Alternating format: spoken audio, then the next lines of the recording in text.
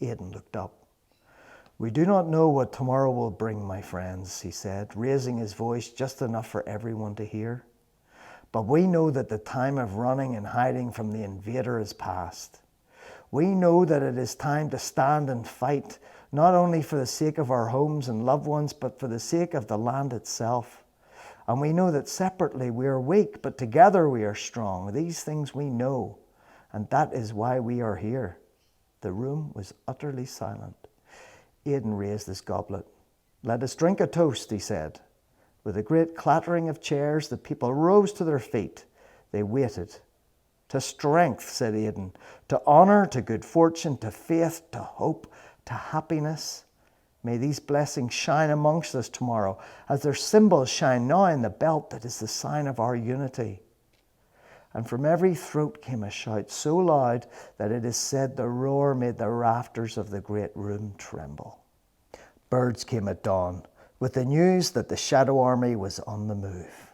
By mid-morning, the sound of dull chanting mingled with the thunder of marching feet that was rolling over the Hira plain.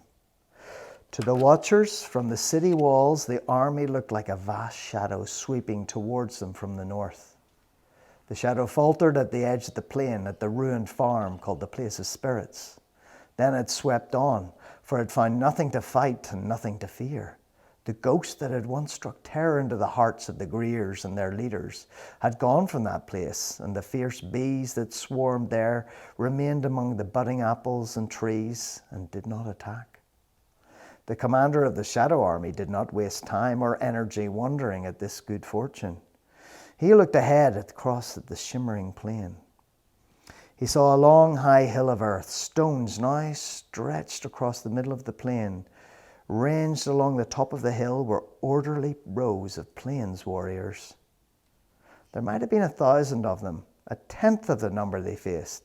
Splendid in their silver armour with white-plumed helmets, they waited, the sun glinting on their polished spears, swords, and shields. The commander laughed aloud. His name was Trell, and he was a fine-looking man. Gold bands were clasped around his wrists, and gold hoops hung from his ears. He rode a tall grey horse, once the pride of a Rithmere chief, whose bleached skull now swung from Trell's shadow. His eyes were as cold as stones. His ancestors had been mountain bandits. His only loyalty was to himself.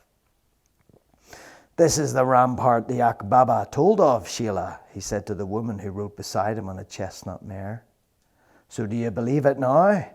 The fools really are going to try to prevent us reaching the city. The Greers will taste blood sooner than expected."